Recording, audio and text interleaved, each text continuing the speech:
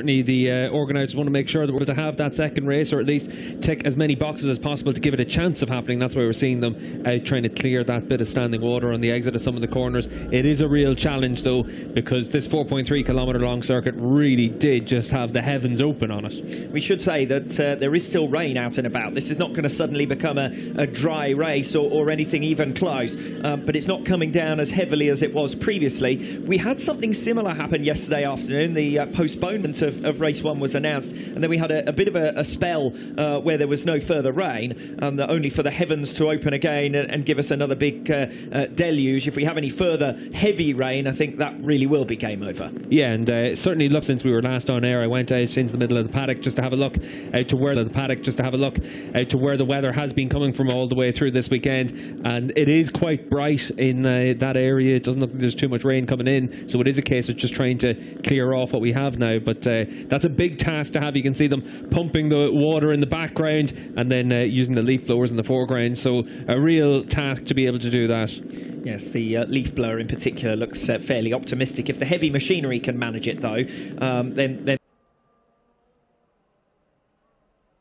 was that there was very little chance of being able to go racing here this afternoon, and we're seeing the live pictures. The rain is continuing to lash down, so it's going to be a full wet race if we do get started, but that really is going to depend on safety concerns at the moment. Yeah, and certainly a lot of riders are going to want to be able to have a look around the track as well. You do place all your faith in the FIM and their safety checks, but we've also seen at different times in the past the Safety Commission come together. We saw that in Louse's Ring a few years ago, and that typically is 3 of the most experienced riders on the grid giving their opinions and then seeing what decision can be made. Inevitably there will be a mixture of opinions as to whether we want to go racing or not. When you look at pictures like this, it certainly doesn't look too bad in the pit lane at very least in terms of conditions, but there are clearly some areas of the circuit that are of particular concern. Yeah, and we saw that as the riders were making their way to the grid at 20 to 3, that was just after the rain had started to fall, and there was already a lot of standing water out when everyone was on the grid, then just made that worse. You can see some spots of rain on that camera as well, facing down pit lane, and so it is still coming down. Actually, outside our commentary box window, we've fogged up to such an extent we can't see anything outside of our commentary box, but certainly is still rain falling. There was a little bit of thunder in the air as well, so it is a big ask to be able to see if we're able to get this back underway, but clearly everything being done to try and make that as possible if possible. Yes, and the teams and the riders are still prepared in case they are required to be pressed into service this afternoon. Yeah, Michael van der Mark there, back in his. You can see the teams taking their bikes onto pit lane, some of them just warming up their bikes in anticipation if we get the go-ahead. And you can see for Chaz Davis, this would be his last race in World SBK, and we'll see if it happens. Yes, we will indeed. The rain continuing to drive down, as you've seen from the pictures of the pit lane in particular, and that does rather suggest, well, what's the difference, as it were, between where we are now and where we were an hour ago? Well, an hour ago it was still coming down that little bit more heavily, and presumably the fact that we postponed further was to see if the rain would continue to ease off. Yeah, and certainly it is easing off, but it is still falling, and you can see here in pit lane for Toprak Razgadioglu, our new world champion, just seeing what the conditions are like and chatting to some of the Yamaha personnel, but still a decision maybe some way off as they're still trying to work on that around the racetrack, but clearly focusing on a couple of key areas in the track.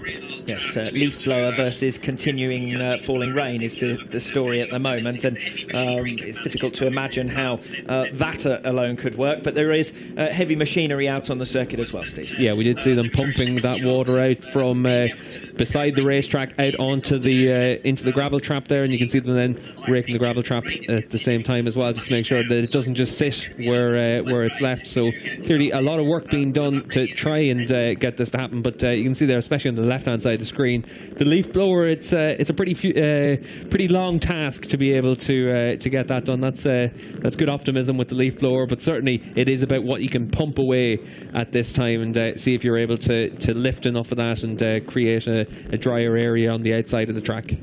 Yes, as you can see, the work ongoing on the circuit here, the Mandalika International Circuit, our first visit here, so understandably everyone from the circuit organisation will be keen to see us complete the weekend. We've only had one race so far in the Premier Class, the Superbike World Championship. Big race, important race, World Championship deciding and World Championship winning race, but clearly the intention, the desire is for us to be able to go racing with race 2 and get a full complement of feature-length races at very least. Yeah, we can see there Tamara Matka, our FIM safety delegate for World Wsbk, and Gregorio Lavia, they're back from trackside, so clearly this is where with a decision could be made. They've been able to assess the conditions, and certainly there's a lot of riders down in pit lane eagerly waiting to see whether or not we're going to be able to get back in action today. Yes, at very least they should be able to give us a time for further review, because we are on the 4 o'clock check at the moment. We're heading towards 10 past the hour, which is more or less when we heard last time after the previous conditions check that there was going to be a subsequent delay. But even from these images you can see that the rain is still falling heavily as they walk down pit lane. Yeah, you can see there Serafino from Ducati there just trying to see if he can get an update from Lavia, and we'll wait and see what update there is. Chaz Davis comes out to have a look. You can see there is still rain falling. You can see that on the camera, and everyone down in pit lane just keeping one eye on the skies. And for Gregorio Lavia now in to check with Scott Redding. We'll see if we can listen in. No luck at the moment. What we can still hear is the sound of rainfall on the ambient microphone. Let's try and pick this up. No, clearly a sensitive conversation at the moment but between riders and management as a decision is taken. A little shake of the head. We can only read body language at this stage because we don't have the sound, understandably, from within the pit box, with Scott Redding discussing at the moment with Greg Lavia, one of the higher-ups who will be involved in taking these decisions. Yeah, and certainly for Scott Redding, we've seen his views on safety through the course of the season, and that's why he's one of the riders that's going to be involved in the discussion with the organisers to get his feedback, get his thoughts. And the good thing about having someone like Greg Lavia involved is, of course, former British champion, a lot of experience racing in World Championship action as well. So you're able to look back on his time as a rider and see what sort of feedback he's able to give to the riders whenever he goes to talk to them. So Scott Redding, one of the experienced riders that's been looped into that discussion. We've seen them pumping water off the areas outside of the circuit, just off in the gravel trap and the sizable asphalt runoff areas that there are on all modern circuits these days. The question is, aside from those issues which are clearly significant, where are we in terms of the actual track condition, and where are we in terms of visibility? Because with the rain still falling, we would still be talking about running in heavy rain. Yeah, certainly it is going to be a fully wet track if we do go back in action. You can see there Chaz Davis, now the latest rider, to also get his thoughts on it, and certainly there's a will to get this action back underway, but whether there's a way for it to happen remains to be seen. They're doing everything they can to pump that water clear, and for Chaz Davis, he's getting his thoughts across as well on the matter. Chaz Davies there. There's been more shakes of the head from the two riders we've seen so far than anything else, but we wait and see. The riders are consummate professionals. Ultimately, if they're told to go racing, they're going to be lining up on the grid. Yeah, and that's what we see time and time again. Obviously enough, at this stage of the season, with the top 3 in the championship decided, there's not a lot at play as well, and that can be a factor for some riders. But for Scott Redding and Chaz Davis, 2 of the most experienced riders out there, and certainly 2 of the riders that have tended in the past to put the interests of the many ahead of themselves, and be interesting to see what decision does get made. And obviously for Lavia, you can see making his way further down the pit lane, Kawasaki's pit box and Yamaha's pit box a little bit further along. Thankless task for him, of course. It's a bit of a no-win situation here. Yeah, and you can see there Gim Rhoda beside him as well from Probec Racing, and we'll see what decision is made. And you can see for Lavia making his way all the way along pit lane. And we will wait for news as soon as possible.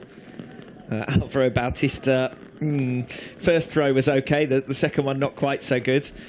As he's been clowning around and, and celebrating his birthday. just trying to get the knee sliders up to the balcony above where the spectators have been waiting patiently. I think that needs to be one of our primary thoughts, is that we've got spectators on hand waiting for racing here this afternoon, and that goes in both ways, of course. On the one hand, you don't want them to be hanging around if it ends up being a postponement, but on the other hand, of course, they've come to see racing. Just saw Alex Lowe's making his way out of the front of the pit box there. Unfortunately, he is unfit, unable to take his part in the Indonesian round for 2021. Very much part of KRT for next season as well, the 22 campaign, and a stable lineup as far as this team is concerned, with Jonathan Rea back to try and recover the world title that he's just lost earlier on today.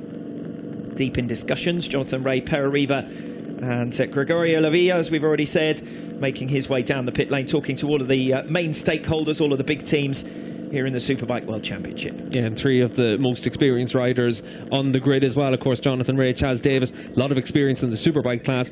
For Scott Redding, the first rider we saw Lavilla talking to, a lot of experience in the Grand Prix classes, having been racing in World Championship action all the way back in 2008. So a lot of experience being on hand there for Greg Lavilla to use in forming an opinion for what the plan of attack should be. Of course, he's a man who has experience of his own, and as we see the work ongoing here, the team seems to get bigger and bigger. They're finding more and more personnel to help with the course. Yeah, they're doing what they can to clear that to standing water and see if they're able to get it moved and get us back underway. So we'll wait and see what the decision is. It does look like they've actually done a lot to be able to move a lot of that water at this stage around that section of the track. That looks like it's down and around the end of Sector 1 and into Sector 2. So we wait for further information. The scheduled final track conditions check was at 4 p.m.